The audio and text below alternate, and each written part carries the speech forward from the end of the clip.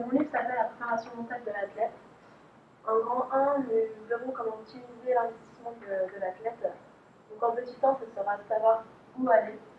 En petit 2, comment associer l'athlète au processus d'entraînement. Mon grand 2 sera de valoriser les progrès de l'athlète. Mon grand 3, de stimuler le plaisir et l'envie de pratiquer chez l'athlète. Mon grand 4 sera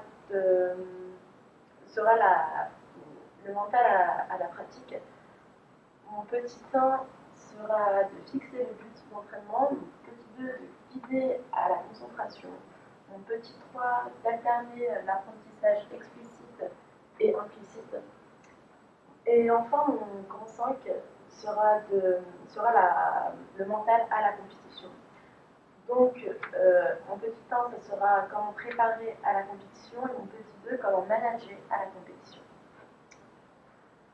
Je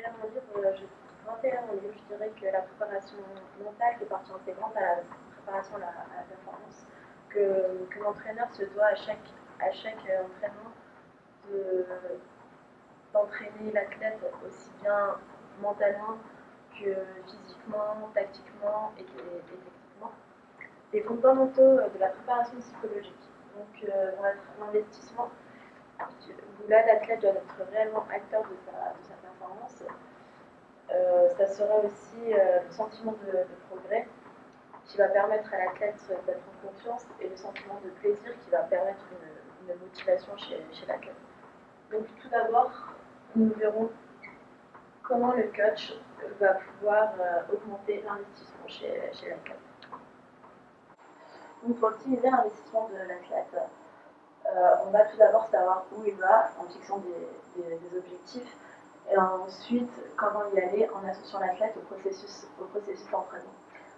Donc tout d'abord pour savoir où il va, comment le coach pourra fixer les objectifs. Donc il va fixer plusieurs objectifs variés et progressifs.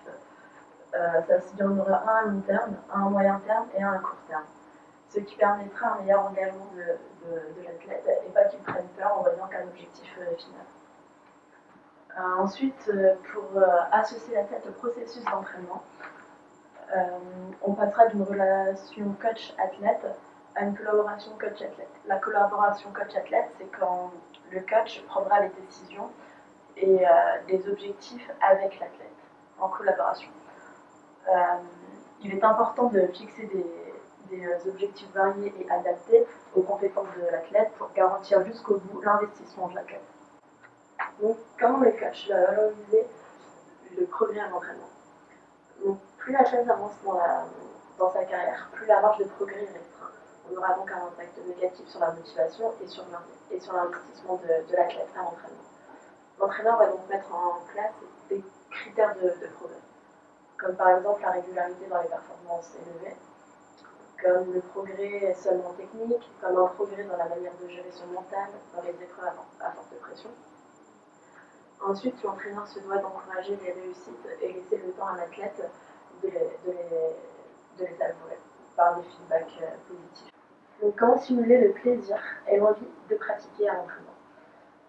Donc, tout d'abord, le coach va essayer d'entretenir un climat de collaboration entre les athlètes en créant du challenge il va donc favoriser des situations comportant du challenge et éviter celles qui induisent de menace, car la menace induit du stress. Le challenge, par définition, est quelque chose de difficile à réaliser, mais maîtrisable. L'athlète va mobiliser et déployer efficacement ses ressources. Et la menace est quelque chose qui pourrait être trop difficile pour la capacité de l'athlète. Et enfin, en nourrissant la satisfaction, donc en faisant ressortir la qualité globale d'une prestation.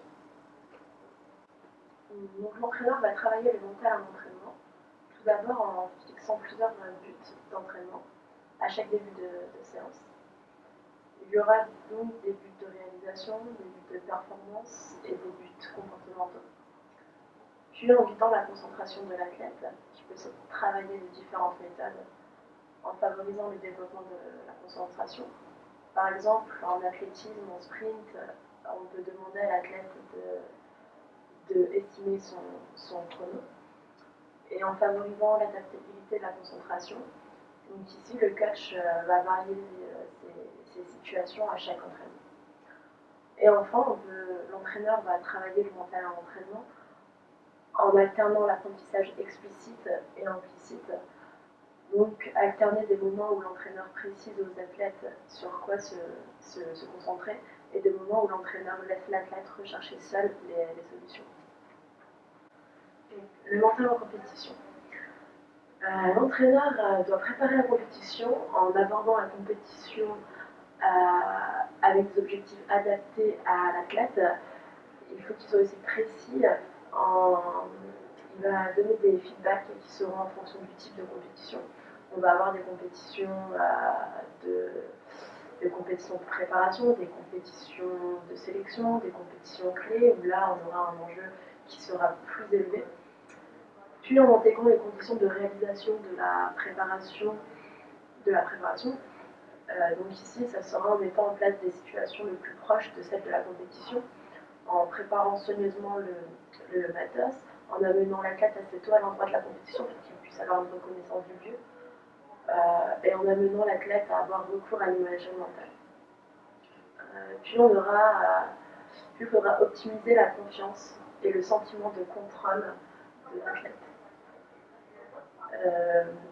Donc là, ça pourra se faire en adoptant une attitude de confiance, encourageante, mais sans aller trop loin, en mettant en avant les ressources dont dispose l'athlète et en aidant l'athlète à repérer les éléments qui relèvent de son contrôle en compétition, comme par exemple la stratégie de course ou la qualité à l'échauffement. Il faut que l'athlète porte son attention uniquement sur les points qui relèvent de ce qu'il peut contrôler et pas sur ce qu'il ne peut pas contrôler. Ce qu'il ne peut pas contrôler, ça sera par exemple la qualité de son adversaire ou le temps. Enfin, en repérant les stratégies d'auto-handicap de l'athlète, donc il y en a deux types. L'auto-handicap revendiqué, où c'est l'athlète qui exprime verbalement les obstacles à sa performance, donc par exemple les problèmes de famille. Après, on a l'auto-handicap comportemental, où là, c'est l'athlète qui apporte un comportement qui va pouvoir nuire à sa performance. Donc, il va relâcher l'effort, ou il va sortir avant une compétition. L'auto-handicap peut être dû à une faible estime de soi-même ou à une forte préoccupation vis-à-vis du regard d'autrui. Et pour éviter l'auto-handicap, l'entraîneur ne devra pas exagérer les enjeux. Il ne devra pas ajouter de pression supplémentaire et il va devoir aider l'athlète à dédramatiser la situation. Pour que l'athlète gère la compétition, le coach donnera quelques recommandations à l'athlète. Quelques conseils sur la concentration, où là l'athlète devra se concentrer juste sur un ou deux repères clés. Il devra privilégier aussi une attention interne étroite orientée sur les pensées et sur la sensation kinesthésique. Ne pas se concentrer sur l'adversaire, mais seulement sur soi-même. Avant chaque mise en action, reproduire la routine qu'on a élaborée à l'entraînement. Privilégier une imagerie de la visualisation du geste correct et pas du geste, erroné. Ne pas se préoccuper à l'avance du résultat, parce que l'athlète doit seulement se focaliser sur ce qu'il a à faire. Le coach donnera aussi quelques recommandations à l'athlète sur les pensées et les discours internes. Donc là, l'athlète devra éviter de porter un jugement positif ou négatif. Il devra adopter un discours interne positif et opérationnel. Ça peut être des mots, des phrases courtes qui orientent l'attention sur la réalisation.